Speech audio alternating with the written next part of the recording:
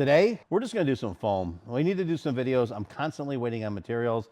I ordered some really nice material for this seat that didn't come in yet, and that seat, and that seat, and that seat. So we have a lot of seats waiting on materials, and it's irritating me a little bit. So we're gonna go through, and today, we're just gonna foam some seats, get all that done so when the materials come in, we could pattern them and get them out the door. This here is a king queen seat that someone sent in. I think this was either Texas or California. I will tell you, I have a sheet here. Bada boom, bada bing, Texas, king queen seat in Texas. Send me a picture of what he wants to look like. Similar to this, which is a cool seat. King queen seat, top pleats, bada boom, bada bing, nice profile. We're gonna go through that and do that. We have a raw pan here, right? Bada boom, bada boom, bada boom, Pulse products. This is, if you see me use it a million times, door edge molding, they call it. I call it pinch weld molding because I like to call things whatever I feel like calling them. Today, we're gonna put this on first. Why do we put this on? You know why we put this on. Metal sharp, material rips. Actually gonna pull this off here. He made this little fancy contraption. Bada boom, Allen head. Do I have one right here? Oh, look at that. We actually have tools here because I didn't put them away. One of these bad boys should fit right about here. Wrong size. Why is everything right and wrong here? There we go. Ugh. And do I have everything? No, I have nothing. Boom. Right? Bada boom. Beep, beep, beep, beep, beep, beep, beep. I always want to show you guys reality, how long things take to do and all that stuff, but I like to jump over these things. I think if you're at this point and you don't know how to unscrew something, you probably shouldn't be messing with this project. Things I like to do out of habit are kickstand side, right? Kickstand side. Where's my kickstand? Right, so I'm gonna start on that side. I don't know why. Force of habit. I like to put stuff down here. Actually, we got some weird welds going on here that we're gonna have to kind of, we can't put the pinch edge molding on, so we're gonna have to get a little creative. So I'm gonna, actually, you know what? Yes, it went under, nice. So we're just gonna go around here, put this on. I'm gonna go around this corner. Stuff has been rolled up, not easy to move. A lot of times I take the heat gun out and heat it up and go around and do all that stuff. If they're searching for these tools, there are tools that never leave your workbench that should always be here. Lewis, I'm gonna blame him because I know I would never put these in the toolbox because these never leave this table. You're gonna see me become the most anal retentive psychopath. After working for so many years with idiots, lazy people, we are hell-bent and getting this place reorganized, beyond organized. This is stupid, but I gotta do it. So you're gonna have to bear with us. You're gonna notice lots and lots of changes as we go along. I like to have things a certain way. I've been told that I will never have employees anymore because I am too anal about stuff. I tried not to be. I tried to let people do their thing. I do not like that. I do not like coming to work and having shit missing in different places and dirty and gross and having to tell people procedures and not follow them. I'm taking a break from that. I just had someone message me because they saw our last video to hang in there. Must have been a bad video. I'm not going anywhere. It's kind of funny. I was trying to reiterate some of the stuff we go through on our videos. We try to be transparent, open, and tell the truth. And we are in a weird world, weird times.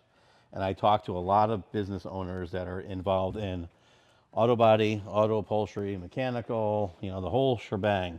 There's a lot of stuff that happens that we don't talk about. We don't talk about it for many reasons. One is we don't want customers to know our dirt, what we're dealing with, all this other stuff. We don't want to scare customers away because when they see what really goes on, it's kind of like, oh boy, that's the real world. It's not the Amazon smoke and mirrors where you don't know what the heck's going on. This is the real world and stuff happens and we talk about it. A lot of my viewers that will view our channel are actually friends and business owners. So we go through the same ups and downs. Dave, your seat's getting done next and we're not going anywhere. And I appreciate you reaching out and saying, hang in there. Because sometimes I get gloomy, but that's not going to happen. It's hard to do these videos. You get a lot of these people that do these videos, like you see on TV, are actors. And I am always amazed at how an actor could every day put on a smiley face and do their job. Because for me, if I'm in a shitty mood, which I'm usually always in a shitty mood, it's definitely going to portray. Look at that, it doesn't want to stick. We're going to have to glue it and tape it. It's not going to want to portray into a good video. So that's why some of my videos are okay and some of them are not. Because if I'm having a shitty day, I bring it on. If I'm having a good day, I bring it on. And I tell you what, as you get older in life, you cherish the days that aren't shitty. Because as you start going through life and family, problems, drama, work, shitty employees, you start to learn that the good times are cherished and far and few in between. So this is ridiculous.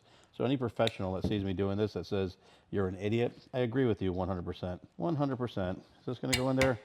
It's in there. This doesn't want to stay, but we're going to make it stay. We're going to put, oh, do you know why it doesn't want to stay? Because that weld goes all the way in there. Let's cut this back a little bit, and then we're going to tape it anyways. So note to customers, when you do a metal pan, it's important to have this edging on there. It is known to protect your door edge. This is known to protect your material from ripping on your seat. And when you do a beautiful seat like this was going to be, you want it protected with, here you go, Mike, Kohl's products. Mike works at Kohl's Products. He did some stuff with us. That's a joke. I actually did a couple Kohl's product videos and tried to tag them, but the tag didn't go through, so I'm going to have to reach out to them, just let them know. I really appreciate the companies that work with us to help us grow our industry.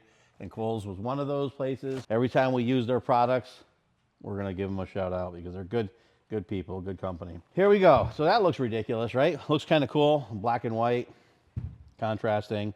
Stuff's not sticking. We're going to tape it on there. Note to you, builders out there. When you see a bare metal seat pan that's glued, sometimes when you paint them, which we'll show you on this one if it does or doesn't, if you paint them, our glue will actually melt into it or activate, moisten it up, not stick, and it makes a problem. And then I'm wiping shit off with lacquer thinner and acetone to make sure it sticks. Things we found is I worked on seats that were from 1970 something in metal, raw metal that was just glued with zero rust on it because the glue almost acts as a paint. It covers it up, it locks it in, and you don't really get moisture in there. I also a lot of times paint them. Powder coating is usually fine. Powder coating usually does not come off. All right, where is, that sounds great on camera, the tape. I'm gonna go around here, anywhere that's questionable, I'm gonna tape. Put this on there, tape it, bada boom. We don't want that to come off, we don't want this to come off. Bada boom, bada bing, bada boom, everywhere, all these little guys, right? Actually, we're gonna get some 2-inch tape there. 2-inch tape there, and we are gonna be using sew foam around here at the end to make sure that this stuff doesn't have these bumps. These stupid bumps there, we don't want these stupid bumps there. So I could go through and cut a thing and glue it and bond it, but we're gonna use 1/4-inch foam. Now you don't have to do this. You can literally just leave it and hope that it doesn't fall off. Put your foam around there and hope that you don't do anything that might rip the edge of your material. Sorry, I'm like thinking and talking and working at the same time. Got a lot going on here, in my mind. Talking to a lot of people in my mind, going a little nuts in my mind. So I'm assuming this is going on a motorcycle. You know what's funny about stuff with people? If this is a cool bike and you put it on it, people are like, oh, that's a cool seat. But if I told you this is going on a lawnmower, we'd probably lose half of our subscribers and half of our people being like, what the heck are you doing? Although we did do a couple cool lawnmower seats and got some really good video views on those things. Did a couple Craftsman seats over and people were like, it's kind of cool. Now we're gonna move to foam, right? We're gonna be using, boom, boom, boom, let's get rid of this stuff. Rebond foam, right? How do you make rebond foam? Well, what we do in the upholstery business is every time we cut foam, there's scraps left over. All these little scraps. So what we do is we take them and then we take scissors and we cut these into really small pieces just like this, okay? It's time consuming, but you gotta do it. Then we take a piece of plywood, we lay it out, we build a wall around it, we put all these little speckles of pieces in there, and then we like fill it with, it's kind of a chemical, like it's gasoline, different stuff that all goes together, and you pour it into this, basically a mold that you made with all this foam. And then you just let it sit there for about 3 or 4 weeks. And then once you realize you waste your time, you call up your supplier and you buy rebonded foam. And I have no idea how they make it. Obviously, it's millions of little particles stuck and glued together, and it's firmer. It's good because they used to use it for, probably still do, for church pews, so you could kneel on it because it's firm. Because if you take a piece of soft foam and kneel on it, you're going to right to the wood and hurt your knee, and then you'll be limping around like I do all the time with my gimp leg. Very disappointed. So if you believed that we took chunks of foam and put them together and made a fixture and put like gasoline to make this, you're smoking crack. We buy it. comes magically to us. And the reason why I'm using this Rebond, because it's firmer, it's easier to sculpt. I don't like using soft foam on king queen seats because it has a tendency to look like shit. I just did a few of them. I don't like how they look. That's what's disappointing, is sometimes people want comfort, some people want cool. What I find is when you do the soft foam and you put your edging around it, it's just not crisp and nice. It doesn't look good. You sit on it, you bottom out. I'm going to do probably, I don't know. This isn't too bad, but it is firm. I think we're just going to do the whole thing in this. The last couple ones that I did with pure Rebond look better. I mean, the last couple ones I did weren't with that, and I did them with just foam, and they look like shit to me. These ones always look better. So we're doing this one to look better. We're using a higher grade leather, real leather. We're going to sew that son of a bitch together. We're going to pull it tight, and we're going to make this king queen seat look cool. The hard part for me is cool and perfection are two different things. When I used to ride around on my dad's chopper and he had a king queen seat on there, it was a piece of shit. I loved it. It looked cool. It was like rustic looking, not perfect. The chopper wasn't perfect. It was just cool. Kickstart that son of a bitch, fire it up and ride it. Make them too perfect and they don't look that cool. Make them not perfect and they look like shit. Real happy, hard, medium to go through. And we're going to kind of go through that with this one. Another reason why I used a firm foam, and I grabbed this aggressively because I want you to think I'm a tough biker, but I'm not. I'm a gentle lion. No, not giant, gentle teddy bear. A lion would be kind of tough. So when you foam this stuff up, if you use soft foam, right, these things are very challenging. Watch. Beep, boop, beep, boop. See how they move? This one's actually, he did a good job on this one, because normally when I grab them, they just move. So this is a better seat pan. Still a little thin, a little floppy, but we'll get the job done.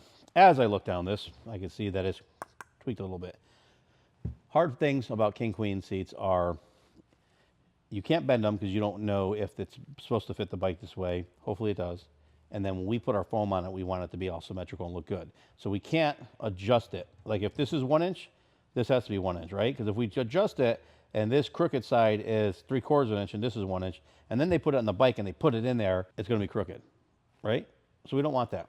Now with the soft foam, it's harder to get a nice crisp straight edge on it.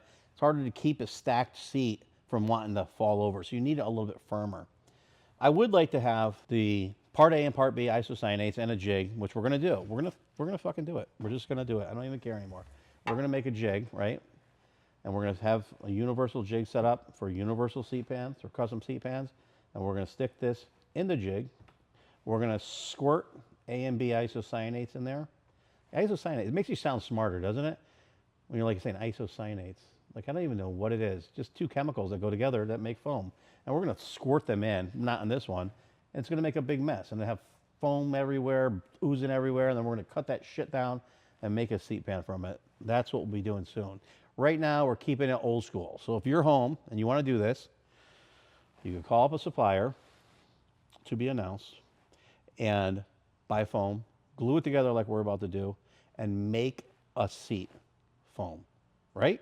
And that's what we're doing today. So let's stop bullshitting, stop talking, and make a seat pan. I'll make a seat foam. No, foam a seat pan. Yeah, that sounds better. Sizing it up. Here we go. Everybody's doing this now. Making the side walls like this. It's very common. Wasn't common before, but it's common now. This actually is kind of cool because it's going to help us out a little bit. Normally they just give us a seat pan that goes down. And I like that because then you don't have these welds on the side and weird stuff that I have to deal with. I don't have to fill the side here so much because the foam automatically does that. So now what we have to do is as we put this on, we're going to trim it straight. And this is metal with welds here. I almost said shitty welds. That sounds bad. Their welds aren't shitty. The welds are nice. When I say shitty, I just mean shitty because it's bumpy and you got to put a material over it. And it makes my day kind of shitty. It's not like I'm not saying your welds are shitty. I'm saying you make my day shitty. No, I'm just joking. I'm not. Anyway, so we're going to have to foam this, cut it. And what they do is it helps us out because we don't have to fill this with foam now. Bada boom, it comes out. We can make our shape and do all that. But I will have to come back in. We'll have to foam the side. We'll have to fill this and put it together. All in all, I need to shut the fuck up and make a fucking seat. So let's go. All right, welcome to my half-ass makeshift glue foam booth. Not proud of this, sorry. And look, we have so much shit that, like, do I need this for making foam? No. How about this? Do I need this for making foam? No, I don't think I need that. This pencil that's broken. Oh, how about this? My empty lacquer thinner, which I have to go fill up, and I'll be right back. Lacquer thinner is full. Why do I use lacquer thinner? I clean off the glue when it gets on our saw for cutting the foam with that. The funny part about from when I left to go get that lacquer thinner full until I came back, I would say somewhere around 40 to 50-ish people came in. So as I've said a million times on our videos here, right now we have we're in lockdown. We're behind. I hate being behind. I want my customers to have their stuff and enjoy their stuff. And we are in such a difficult place because we have to do this stuff. We can't be interrupted. Every time we do it, we're interrupted. And the hardest part is all of our customers are great people. It's very rarely, especially in the motorcycle industry, do you find bad people. It's just weird. Like, some of the scary biker guys are the nicest people you ever meet. They do the most for charities for children and people and cancer and stuff like that, along with a lot of the white collar bike riders too. Do so much different charitable stuff, and everybody's good people. They enjoy what we do. It's a good camaraderie. So it's really tough to disappoint people. It's really easy to disappoint people, but it's tough to do it because it definitely sucks. But anyway, so with all that said, doors locked, all that, people still knocking, banging, walking in, insane, totally insane. But we're gonna get through it. We're gonna get back on track here. We're gonna get everything out the door. One thing I did want to say, I know we're doing this seat foam right now, is we're gonna do some of the foam on here, but I'm probably not gonna be able to record a lot of the stuff that we're doing right now because I have 6 seats right now that have to get done. And I have to prioritize on them, and it sucks because I really want to finish the videos on them because they're really cool seats and the videos will be really good. I just don't know if we're gonna be able to do it because with the amount of people coming through the doors and the amount of work that we fell behind, because we have a lot of materials that are not coming in now, which is really irritating me because when I order parts and materials and they don't come in, we've been getting every excuse possible, from the never-ending COVID, which was years ago, to the tariffs and all that other bullshit. But the whole fact of the matter is, when our parts and materials don't come in, we are the customer-facing people. We are the ones that have to deal with this. And it sucks because what happens is you schedule out jobs, especially on our car side or the boat side, the bigger stuff, or truck side, the bigger stuff. When you order all the materials in to do a big job and they don't show up or they're wrong, you had that whole time scheduled out. So now your schedule is crap. And then if it takes 2, 3, 4 weeks, 6 weeks to get the right material in, your schedule is just totally wiped out. And because things now are so different where there's not a lot of people doing what we do. And when I say not a lot of people, there's nobody in our area really that's good that's doing what we're doing. Very, very, very, very few and far between. It's tough because normally you could put each individual person on the job until it's done, but you can't, because one is it's my reputation on here, so I want to make sure it's done right, and two, there's nobody available, and a lot of the younger guys and gals just don't have the experience to do it, and everything we do isn't just learning in one video. It's a lifetime of knowing knowledge and doing that, so it's very important to be good at what you do. So I've been tired. I've been tired a lot. I know I keep getting emails and stuff from people, and I try to respond to them when we can, but I appreciate you guys. I appreciate your patience, and we're gonna get you some really nice stuff out there. Can't remember where we left off on this seat. It feels like it was an eternity ago. We're just gonna go through and glue up some of the Rebond foam on here. It's funny how I started this video trying to be funny, and we're gonna end it with me losing my mind. So here we go. A little bit of glue. Hopefully it doesn't react with this painted pan. Well, no, uno momento. I bet you didn't know I was bilingual. Oh, another thing I wanted to tell you guys. We've been getting a lot of people looking for motorcycle paint, right? Paint work. Those people who know me know we've been painting motorcycles for over 30 years. And we don't advertise it, we don't push it, because most of the local people that we know that bring it in, they just bring it in and we do it, and they know me and that's it. So yes, if you're interested, we do that. We're not doing any graphics anymore, any custom paint, any crazy stuff. I won't say anymore, but for the time being. If it's base coat, clear coat, sand paint, something simple, color changes, all that stuff, we'd love to help you guys out. It's just when it comes to the artwork and graphics and stuff like that, it's just too time consuming. I don't have it, and there's plenty of people who are really good, especially art-wise. If you stay with it and you do it every day, you're really good at it. And there's people I know that are so good at it that I don't even want to touch it, because I'd rather have them paint it because they're just incredible. If you need something, we are here. Everything I do, when I say lifetime warranty, is as long as I'm alive, right? And I'm still alive. So if you have something, we'll knock it out for you. And I appreciate that. And I appreciate all these people that have been loyal to us, because it cracks me up. I've been getting, I don't know what it is right now. This year, we are getting so many people that are coming in from like 30 years ago. You know, people just starting to rebuild stuff, which is really cool. We have a new line of apparel that we're working on coming out with, and I'm gonna need your input on it because we're trying to have a little bit of fun. You know, I've been swearing a little bit more on this. Sorry, Mom, because my mother watches this. She doesn't like me swearing. We're just trying to keep it real. You know, it's like, this is, you know, we're on the shop and we're by ourselves. We swear a little bit. We have a little bit of fun. It is, I feel there's a lot less manliness allowed in this world, and guy talk and that type of stuff. And I don't know. Sometimes you feel like, hey, it's the shop. We're in the shop. We should be able to talk, cuss a little bit. Just, I would say it's just the guys, but we have a few gals there. But for the most part, our channel is pretty focused with men. When I look at the analytics and statistics, we're like 99.999% men. So I know there's a couple women in there, so I don't want to be offensive. Let me know if we swear and you don't like it. Let me know. Then I'll zip my mouth. I won't be me. I'll be someone else. I'll pretend I don't swear. And then if you look at some of our new apparel as it comes out, if it's offensive, let me know. I think it's funny. One of my closest friends, like, even though we haven't seen each other in forever, it's like I just had 4 friends that I've known since I was kids come up, and when we were talking, we realized we haven't seen each other in forever because we'll text or message or whatever that, and always be in touch, but you never see each other. Sean is one of my, you know, oldest friends from when we were kids. We've had some very good stories together and stuff. He's designing some of our new apparel, and Sean is a wild and crazy kind of guy. And he ended up having some shirts that I laughed. I thought they were funny, but they might offend people. So let us know when you see them. We should. I'm hoping. I'm gonna text them in a little bit, and I'm hoping to be able to actually maybe get some up on the website so you can see them. And I'll have to see. Maybe within the next couple of videos, we'll actually go through and show you some of these things.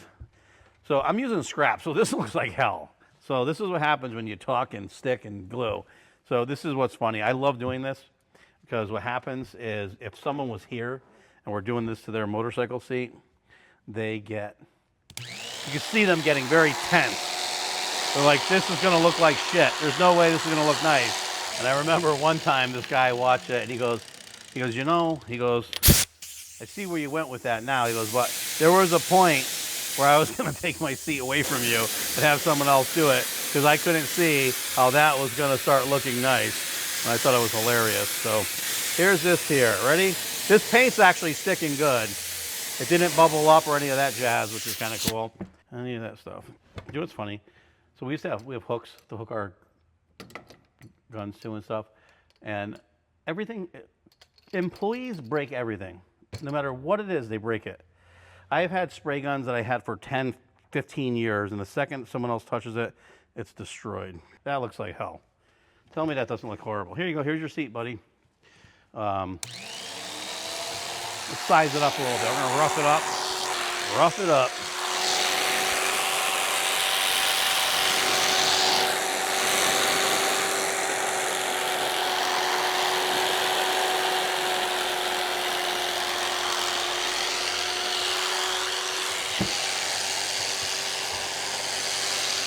Get out of here.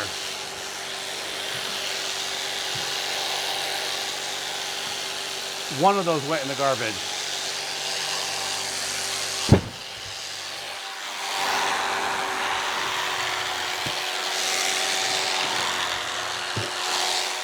All right, what do we got here? Looks like shit. Looks a little better, not much though. So you can see each step's gonna get better, but oh, shit. Man. So, one thing when we were putting edging on this pan, I was saying how this guy put this piece on here, which is cool because it kind of, what I like about it, it stiffens the seat up and it also shows us exactly where he wants it, right? And I was saying how I noticed a lot of people have been doing this, but no one ever did it before. Well, don't do it. I just had one of our customers. This was gonna be the 3rd time we redid his seat. Awesome dude, builds really cool stuff. Every time we come in, wants a new seat, he wants it low profile, do it, and then he's like, I need more foam, I need it to be taller. So then we change it up, switch it up, and he loves it. And he did this on the last one. I think we did a video on it. Thought it was cool. Not allowing this to be foam sucks on your back. You're better off letting us make this out of foam.